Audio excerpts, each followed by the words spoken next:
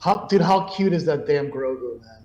It's Cutest just not little thing. fair. Yeah, no. He's so cute that I'm surprised Pablo Hidalgo hasn't taken underhanded shots at him.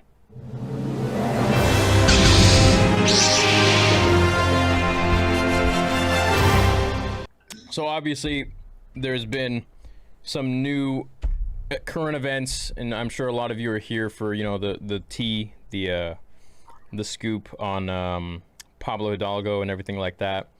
I said what I said in the video. I mean it, and I do think that everyone, especially people in high points of power, should be held accountable for the things that they say to the people who are really supporting their projects.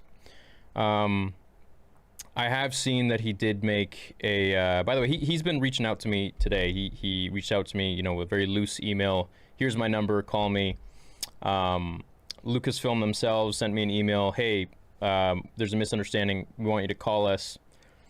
I haven't replied because I just haven't felt like there's really anything to be said. I feel like, when you say things, it's out there and it's done. And for me, I said what I said in response to that. I gave Pablo, 6 hours to explain what was going on before, uploading anything, posting anything, jumping to conclusions. And when he got wind of that, he posted the entire tweet, which, was on a thread that was all about mocking me and making fun of me, as his Twitter banner. So I took that as, okay, well, this guy's really pushing, he's really just doing something that's not cool, and you shouldn't be doing that to a fan, regardless of anything. So I made my video, and I stand by it. So that's that. And that's how I feel about it. I do realize that he has gone to apologize. Where was that yesterday? Where was that yesterday when he didn't post that on his, before he posted it on his Twitter bio? It just is weird to me. And then I'll show you guys on screen here. This is his actual Twitter. Okay, and then this is the one from yesterday. Look at the numbers of the followers and the following. It's still locked. He's just changed the name, and then here is the actual fake account that he's actually gone and supposedly, he just rebranded or something, but it's completely not the real account. His real account is still here. It still exists. So for me, this is all just like, man, what are you doing? It doesn't come off as sincere to me, and I'm not the type to just be like, okay, well, now that you reached out because you are, who you are in establishment that I respect so much and has impacted me so much as a kid, I'm not just gonna, bend over and fall over and be like, oh, okay, sure. No, man, like, it's not cool. So I'm just happy that, we're going forwards with Star Wars, and we have Dave Filoni and Jon Favreau who are helming this beautiful story and carrying on the legacy of George Lucas, and that's all I care about. So hopefully on to better days. What do you guys have to say about it? I think the thing that I want to say, there's a couple of things I want to say. The first thing that I want to say is that I am very angry, but I'm going to try not to actually be angry when I talk about this, because I think if I were to just get angry, it would sort of dilute the messaging. It wouldn't allow for what I'm trying to explain to get across. So I'd rather actually explain why I'm so angry, but I don't know what's going to happen with this podcast. We'll see what happens. I might boil into it and I might get angry. And I think the main reason for me personally why I'm so angry is because right now Star Wars is sort of turning around, right? And we are in a much better place as a fandom. And that's awesome. And there are a lot of people that have worked very hard at Lucasfilm to create that, to make sure that that has happened. There have also been a lot of people that have worked very hard at Lucasfilm during the duration of the sequel trilogy that have had to deal with things and basically backlash from people that are either above them or just loud on social media that have caused waves between fans. Pablo, this is not even close to the first time that he's acted like this, and I have a couple of stories of that I want to share. I have to keep things vague, but I actually do want to share some stories, because if it comes to literally talking about this man's credibility, I saw a lot of people trying to say Pablo's a good guy, Pablo doesn't deserve this, but it's a misunderstanding, it's all just wit, it's all just dry humor. I 100% disagree with that evaluation. He has shown again and again what kind of person he is, and that is in the face of people at Disney that are literally going through some very hard times. Some people even losing their jobs, right? So I don't even want to get as fired up as I could about it, but I just think for this guy to be playing the kind of game that he's playing and being so careless when so many people have it so hard, and Star Wars fans have had it hard. And this guy, I don't know where I'm pointing here, this guy has literally done a better job at the public relations of your own fandom than you have. And not only does he not take a check from you, but you try to prevent him in some ways from doing all that he could. So it's frustrating to me on a lot of different levels. And I think people that are saying that it's not a big deal are not thinking about it. It is a big deal. That's what I think. Thanks, Josh. First of all, I think you make an excellent point about the responsibility that Star Wars Theory has taken upon himself to be an ambassador for this brand in its purest, most like authentic and genuine form. And when you express yourself in the most genuine of ways, you're not afraid to let your emotions out. You know, there's a great scene in that movie with Joaquin Phoenix where he plays Johnny Cash, Walk the Line, where he's in the studio and he's like playing a tune and the guy recording him doesn't love the tune.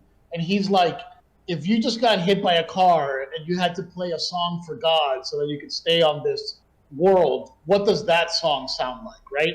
And for you to be able to dig deep and really connect with an audience, you have to tap into your emotions in an honest way.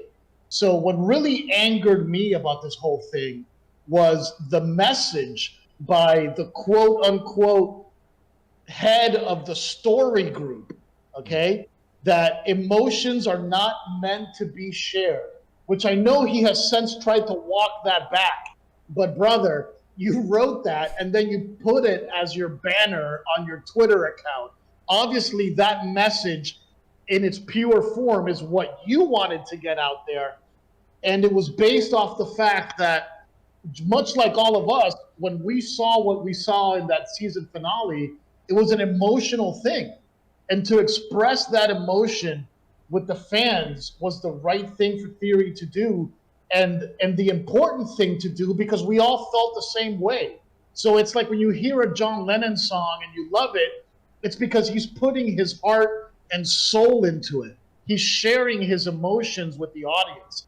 And for somebody who's supposed to have a position of power at Lucasfilm Story Group to say that emotions are not meant to be shared is so contradictory to everything that art stands about. So contradictory to everything that I know Theory stands for, that it's just really insulting. Forget the fact that you're making fun of a grown man in tears. I've been in tears many times.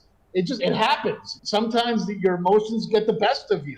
But to even put the sentiment out there as a representative for the most powerful IP company on the planet, that emotions are not meant to be shared, it was really, I think, extremely tone deaf and in very, very, very, very bad taste. Mm-hmm. You know, that's kind of my initial reaction to it. And, you know, a big reason that I wanted to come on today is that I want to make sure that it's very clear that I don't want Theory to censor his emotions, because then he wouldn't be Theory, you know? And like, if some people take hits at you for being who you are, then it is what it is. But like, I don't care about that, man.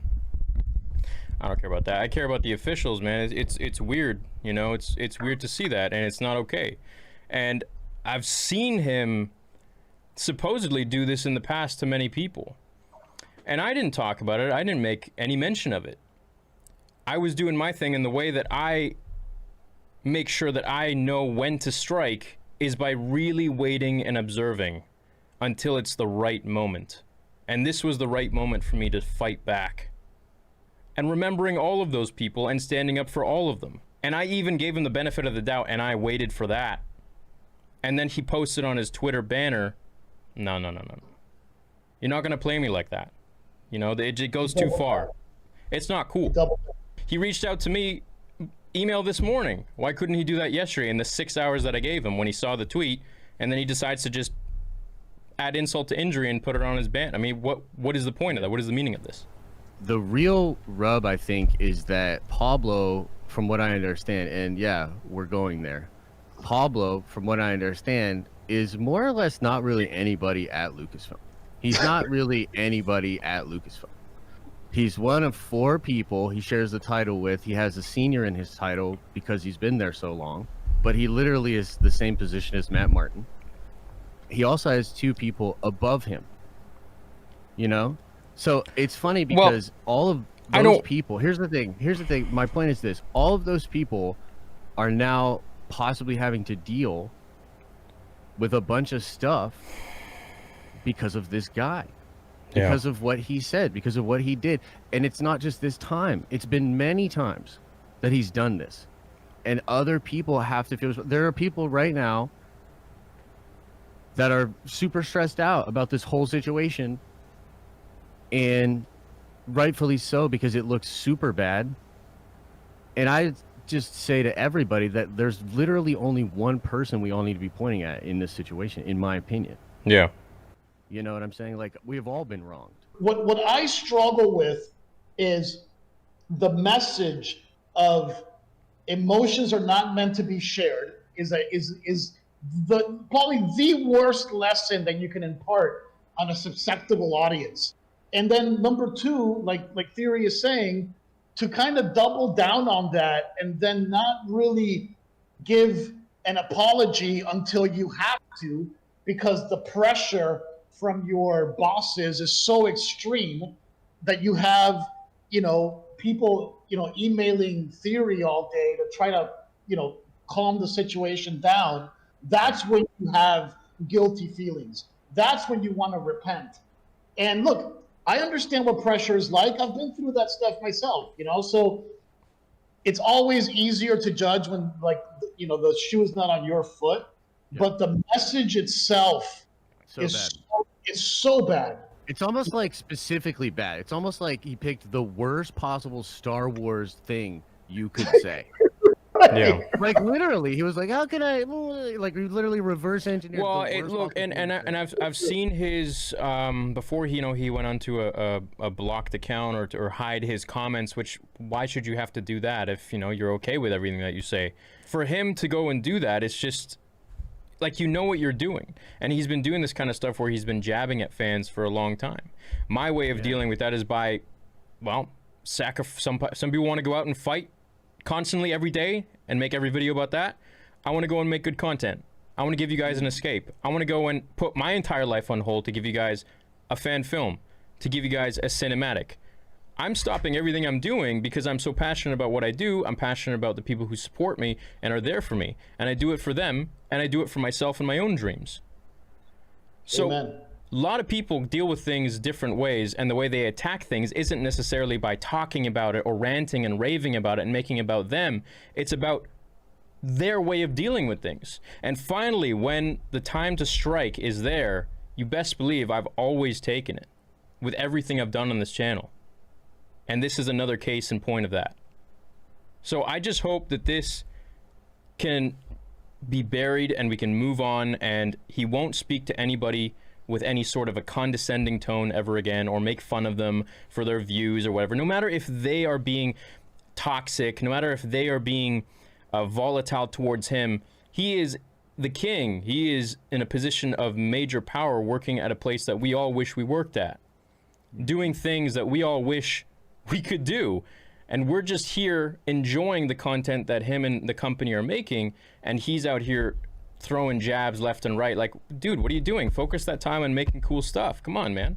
These are the people that in essence are keeping the lights on over there, right? Yeah. We're the ones who buy your merch. We're the ones who pay the bills there. Don't treat us like this. That's not right.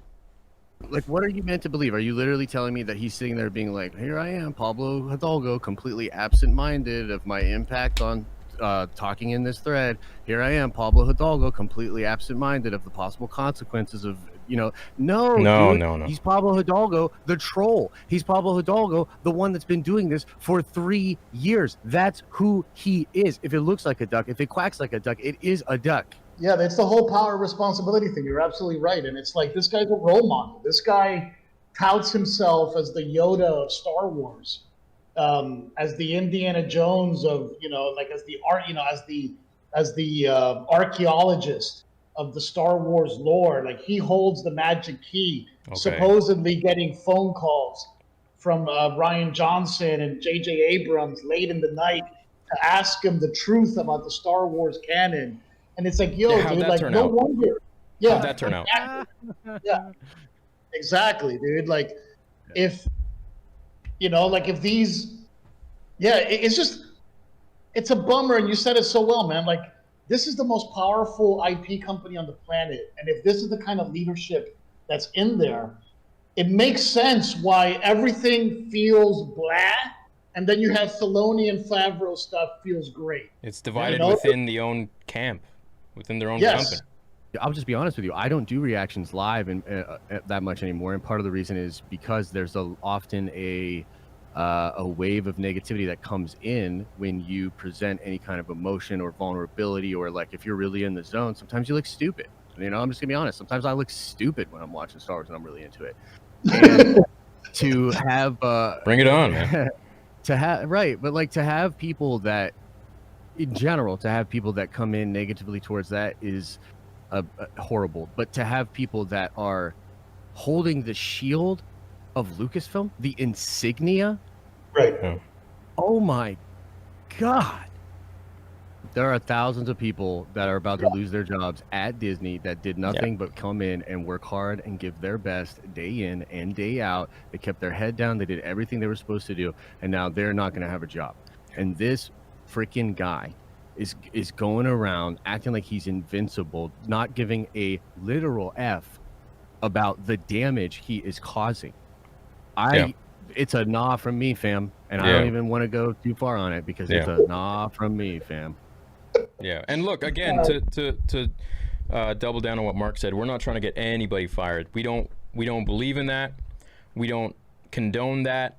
You know, the guy's obviously doing fine work at Lucasfilm, but it's his interactions with the fandom that needs to change. That's all we're saying. That's all that needs to be fixed here, is that he needs to realize the way he talks to people, because he's coming from a position of power, his little jab of tweet or whatever, it comes in like a heavy punch.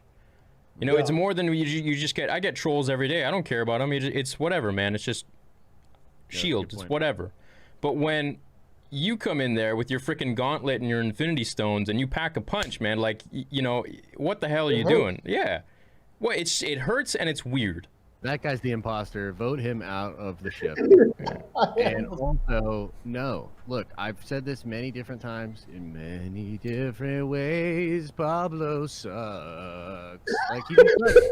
He sucks as a person. Like, I'm sorry. Like, I just don't understand people defending him. Period. The end. Period. Yeah. But I'm sure we'll. Dude, the email he sent me wasn't even like. It was just like a. Here you go. There was no like, hey, I apologize for anything that you may have, even being like, hey, maybe you misinterpreted. It's like, no, dude, I didn't freaking misinterpret anything. You were being rude and mean. Okay, own up to it. But he's like, it's Pablo, call me. Like, what? Yeah. What kind of a genuine? Like 5,000 people is what I'll call you. What? Buddy. It's like, I'll call you live right now. Sure, no problem. Yeah, I'll record it. And if we do ever talk, I'm recording it, and I will make sure that I update all of you on everything that's said. There's no way that I wouldn't do that. Look, man, I don't want to let this guy or this situation ruin the positive energy that Star Wars has right now. The fact that The Mandalorian Season 2 was fantastic. Yeah. The fact that we're getting all of these spin-offs and things are going in the right direction. And a lot of people are putting in such great work and sacrificing so much. So there's so much positive stuff to focus on. 100% agree, man. You know, everything was said, and I that's it. Let's move on. Yeah.